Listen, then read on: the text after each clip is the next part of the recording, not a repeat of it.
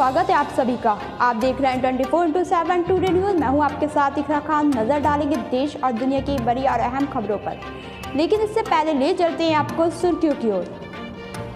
राजनाथ सिंह का पाकिस्तान पर हमला, कहा पीओके हमारा था और रहेगा। सीएम नीतीश कुमार का ऐलान, बिहार चुनाव 2020 मेरा आखिरी चुनाव। हाईकोर्ट ने कहा अब सरकार कर रही है लोगों की सेहत से मजाक, जल्दी कोरोना की राजधानी बन जाएगी दिल्ली। पश्चिम बंगाल पहुंचे अमित शाह, बोले ममता सरकार के खिलाफ लोगों में भयंकर आक्रोश।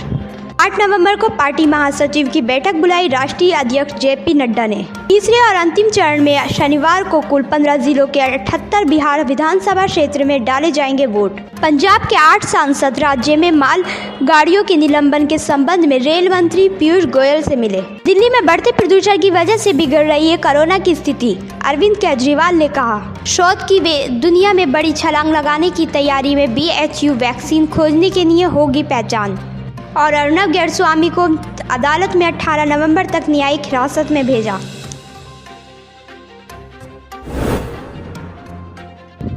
शुरुआत करेंगे कोरोना अपडेट के साथ।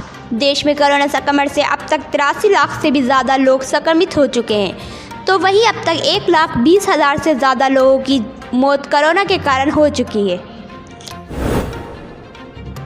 दूसरी ओर सूचना प्रसारण पर्यावरण मंत्री प्रकाश जावड़ेकर ने ये कहा है कि देश में अब कोरोना संक्रमण की लहर आने की उम्मीद नहीं है। नीतीश कुमार का ऐलान, ये मेरा अंतिम चुनाव है, अंत भला तो सब भला। बीजेपी विधायक रामकरण ने महाराष्ट्र के राज्यपाल भगत सिंह कोश्यारी से मुलाकात करके अर्नब गोस्वामी से मारपीट करने वाले 9 पुलिस वालों को सस्पेंड करके जांच की मांग की है। फ्रांस के राष्ट्रपति मैनुअल मैक्रों के खिलाफ विरोध प्रदर्शन का आयोजन करने वाले कांग्रेस विधायक अरीम मसूद के खिलाफ बड़ी कार्रवाई की गई है। अरीम मसूद के 4 अवैध निर्माणों को तोड़ दिया गया है। भारत में जम्मू कश्मीर से जब पिछले साल अनुच्छेद 370 खत्म करते हुए उसका पुनर्गठन किया गया था, तो चीन ने इसका कड़ा एतराज़ जताया था। लेकिन अब जब पाकिस्तान पीओके के गिलगित बल्टिस्तान को फ्रांस का दर्जा देने जा रहा है, तो चीन ने बिल्कुल चुप्पी साध ली है। पश्चिम बंगाल पहुंचे केंद्रीय गृह मंत्री अमित शाह। उन्होंने कहा ममता सरकार के खिलाफ लोगों में भयंकर आक्रोश है। वहीं दूसरी तरफ पीएम नरेंद्र मोदी के प्रति एक और आशा श्रद्धा दिखाई पड़ती है कि वे बंगाल में परिवर्तन ला सकते हैं। फ्रांस हमले पर दिए गए बयान पर कायम है मुनव्वर राना और बोले कि कातिल लड़का आतंकवादी नहीं था। मुनव्वर राना ने अपने बयान में ये भी कहा था कि अगर कोई माता पिता या भगवान का गंदा कार्टून बनाता है तो वो भी उसकी हत्या कर देते। बिहार में इन्हीं की सरकार बनी तो लव जिहाद के खिलाफ कानून बनेगा।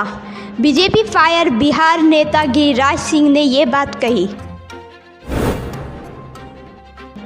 बीजेपी के राष्ट्रीय अध्यक्ष जेपी नड्डा ने 8 नवंबर को पार्टी महासचिव की बैठक बुलाई। बैठक में किन मुद्दों पर चर्चा हुई, इसके बारे में फिलहाल कोई जानकारी नहीं मिली है। कोरोना के मामलों ने एक बार फिर से रफ्तार पकड़ ली है। कई राज्यों में इसकी तीसरी वेव भी शुरू हो चुकी है। महाराष्ट्र और केरल में मामले तेजी से बढ़ रहे हैं।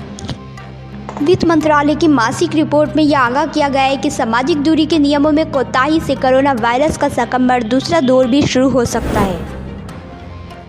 वित्त मंत्रालय की अक्टूबर की मासिक रिपोर्ट में ये कहा गया है कि भारत में गतिविधियों के स्तर में लगातार बढ़ोतरी इस बात का संकेत है कि विकसित देशों की तुलना में देश में महामारी की स्थिति का प्रबंधन अधिक बेहतर तरीके से किया गया है। वहीं अब लखनऊ विकास प्राधिकरण ऑफ पुलिस ने डॉन अब्दुल सलीम के करीबियों की संपत्तियों के दस्तावेज, उनकी कानून वैधता की जांच शुरू कर दी है। केंद्रीय के गृह मंत्री अमित शाह 2 दिनों में पश्चिम बंगाल दौरे पर हैं। इस दौरान अमित शाह ने ये कहा है कि आने वाले 2 दिनों में पश्चिम बंगाल में बीजेपी की 2/3 बहुमत की सरकार बनने जा रही है। जम्मू के अर्निया की पिंडी इलाके में PSF को पाकिस्तान की तरफ से बनाई जा रही है। एक और टनल मिली है। इस टनल का इस्तेमाल घुसपैठ के लिए किया जाता था।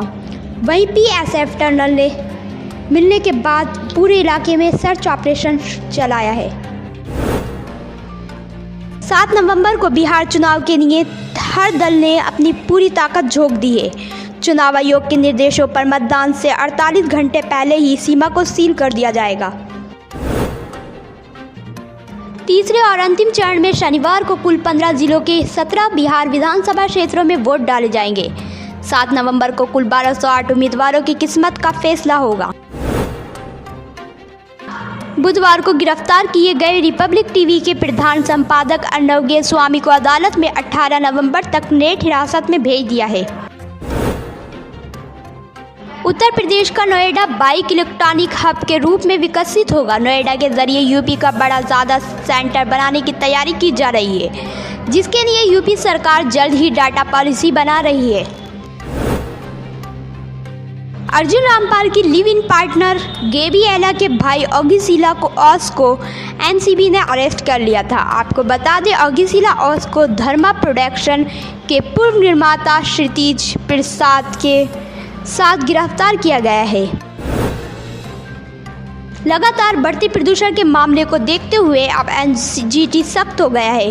एनजीटी ने पटाखे जलाने से होने वाले प्रदूषण के मामलों की सुनवाई का दायरा एनसीआर बढ़ाते हुए 18 राज्य और केंद्र शासित प्रदेशों तक बढ़ा दिया है। दिल्ली में दिवाली से पहले ही वायु प्रदूषण की स्थिति बेहद गंभीर हो चुकी है। कई इलाकों में हवा की गुणवत्ता इतनी खराब हो चुकी है कि उसमें सांस भी नहीं ले जा सकती। दिल्ली के कई जगहों पर AQI यानी कि एक क्वालिटी इंडेक्स काफ़ी गंभीर श्रेणी में पहुंच चुकी है। फ्रांस राफेल लड़ाकू विमानों का दूसरा जत्था भारत पहुंच गया है। भारतीय वायुसेना ने ये जानकारी दी कि राफेल विमानों को दूसरा जत्था फ्रांस नॉन स्टॉप उड़ान भरने के लिए भारत पहुंच चुका है। अमेरिकी राष्ट्रपति डोनाल्ड ट्रंप ने चुनाव में धांधली का आरोप लगाया था। साथ ही उन्होंने कहा कि जो कुछ भी हो, उससे हमारे प्राणी की अखंडता प्रभावित हुई है। पाकिस्तान में हिंदुओं पर अत्याचार जारी है। दंगाइयों ने एक बार फिर से सिंध प्रांत में हिंदू मंदिर का निशाना बनाया है। लेकिन अच्छी बात यह रही कि पड़ोस में रहने वाले मुस्लिम के चलते दंगाई हिंदू परिवारों को कोई नुकसान नहीं पहुंचा सके। अमेरिकी चुनाव का असर पूरी दुनिया भर के शेयर बाजारों, सोना मुद्रा बाजार पर भी देखने को मिल रहा है। विशेषज्ञों का कहना है कि डोनाल्ड ट्रंप जीते या जो बाइडेन, दोनों ही स्थिति में सोने में तेजी आनी तय है। बॉलीवुड अभिनेत्री दीपिका पादुकोण की पूर्व मैनेजर करिश्मा प्रकाश ने कावन टैलेंट मैनेजमेंट कंपनी से इस्तीफा दे दिया और उनका दीपिका पादुकोण से कोई लेना देना नहीं। गूगल पे का लोगो बदल चुका है। नई आइकन से बढ़ सकती है कंफ्यूजन। आपको बता दें कि गूगल पे का मौजूदा ऐप आइकन की बात करें तो इसमें गूगल का जी लोगो है और इसके बाद पर लिखा है, लेकिन लोगो में ना तो जी है और ना ही पे। उत्तर प्रदेश में बांदा जिले के बबेरू थाना क्षेत्र के देवरात गांव से बीते 5 दिन से लापता बच्चे का शव चित्रकूट जिले के कामतगिरी पर्वत पर एक मंदिर के पास फांसी पर लगा। परिजनों ने बताया कि बच्चे का मर्डर संकेत बिहारी मंदिर खोई में हुआ था, जिसके बाद उसके शव का पर्वत पर लटका दिया। कामरोड बलविंदर सिंह की मौत ने तरन तारण समेत पूरे पंजाब की पुलिस को हिलाकर रख दिया था, क्योंकि मामला एक शौर्य चक्र विजेता की हत्या से जुड़ा था। वहीं परिवार का दावा था कि कत्ल के पीछे आतंकियों का हाथ हो सकता है, क्योंकि बलविंदर सिंह ने आतंक के खिलाफ लंबी लड़ाई लड़ी थी। फिर आगे की पड़ताल हुई तो पता चला कि इस कत्ल के पीछे एक लव स्टोरी की अहम भूमिका है। सुप्रीम कोर्ट ने केंद्र सरकार को निर्देश दिया है कि वे डिजाइनर फैक्टर रोग मनुष्य पर स्प्रे और उनके हानिकारक प्रभाव को ध्यान में रखते हुए पराबैंगनी किरणों के उपयोग पर प्रतिबंध लगाएं। सरकारी काम में उदासीनता और अनियमितता के आरोपों के बाद मुख्यमंत्री योगी आदित्यनाथ ने बहराइच और वाराणसी के स्वरोजगार को निलंबित करने का आदेश दे दिया है। जम्मू कश्मीर के शोपियां में कुछ आतंकियों ने जम्मू कश्मीर बैंक की कैश वैन से 60 लाख रुपए लूट लिए और वहां से फरार हो गए। 7 दशक में पहली बार ऐसा होगा कि जम्मू कश्मीर में जिला विकास परिषद चुनाव में पहली बार वोट डालेंगे 1 लाख फ्यूजी। सुप्रीम कोर्ट ने वैवाहिक विवाद मामलों में देश को विभिन्न अदालत द्वारा अंतरिम मुआवजा भत्ते की राशि के निर्धारण में एक रूपता लाने का आदेश दिशा निर्देश जारी कर दिए हैं। नवंबर में ही टूटा एयर पॉल्यूशन का रिकॉर्ड, खतरनाक लेबर 496 तक पहुंचा नजफगढ़ का AQI। अगर आप भी अपने पुराने वाहन के बदले में नया खरीदना चाहते हैं तो आपको स्पेशल छूट का फायदा मिलेगा। मंत्री नितिन गडकरी की मीटिंग के बाद ऑटो कंपनियां पुराने वाहन के बदले नया वाहन पर 1% छूट देने के लिए तैयार हो गई हैं। भारतीय सैनिकों को ठंड में 0 से नीचे के तापमान में भी गर्म रखने के लिए अमेरिका ने खास कपड़े भेजे हैं। साथ ही अमेरिका से मंगाई गई 6 और असोल्ट राइफलें भी जो सैनिकों को दी जा रही हैं। उत्तर भारत के ऊंचाई वाले स्थानों पर बर्फबारी हो रही है। ऐसे में दिल्ली, यूपी समेत उत्तर भारत के मैदानों इलाकों में ठंड और बढ़ने के आसार जताए जा रहे हैं। दूसरी ओर जम्मू कश्मीर में 28 नवंबर से 8 चरणों में होंगे 20 जिला विकास परिषद का चुनाव। चीन से बाहर हो रही है शिफ्ट कंपनियां। जर्मन कंपनी वन ब्लैक्स ने यूपी में लगाई 2 जूता फैक्ट्री। हजारों लोगों को इससे रोजगार मिलने की उम्मीद है। बिहार के भागलपुर में नाव पलटने से 5 लोगों की मौत हो गई, जबकि कई लोग लापता बताए जा रहे हैं। चिराग पासवान ने यह भी कहा है कि 10 नवंबर से नीतीश कुमार को खाली करना होगा एक हरे मार्ग, बीजेपी की बनेगी सरकार। कानपुर मेट्रो कार्ड मामले में चार्जशीट में सबसे बड़ा खुलासा हुआ। दिन न होने पर विकास को जेल में नहीं मिला था कमरा। उत्तर प्रदेश के बागपत में सौहार्द और भाईचारे के नाम पर विनयपुर गांव की मस्जिद में हनुमान चालीसा गायत्री मंत्र पढ़ने की इजाज़त देने वाले मौलाना को मस्जिद से निकाल दिया गया है। भारतीय विमान कंपनियां कोरोना वायरस से पहले की अपनी क्षमता के अधिकतम 60% यात्रियों के साथ उड़ान भर सकती हैं। मंत्रालय ने आदेश जारी किया है जो 24 फरवरी 2021 तक प्रभावी। सऊदी अरब ने ये घोषणा की है कि वे कम वेतन में काम कर रहे लाखों प्रवासी मजदूरों की स्थिति में सुधार से आता है, इस कारण बहुत सारे प्रतिबंध हटाएगा।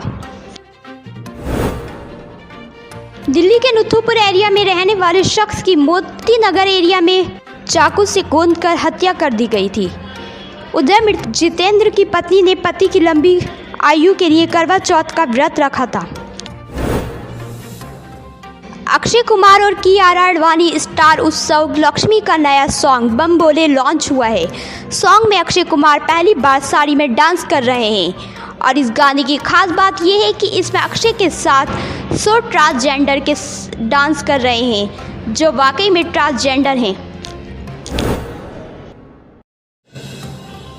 तो ये तो थी देश और दुनिया भर की बड़ी खबरें। ऐसे ही ताज़ा और अहम खबरों के लिए तुरंत सब्सक्राइब करें हमारा चैनल 24x7 टुडे न्यूज़। अगर आपको ये खबर पसंद आए तो हमें कमेंट बॉक्स में मैसेज भी कर सकते हैं। लाइक और शेयर करना ना भूलें। इसी के साथ दीजिए इजाज़त। नमस्कार।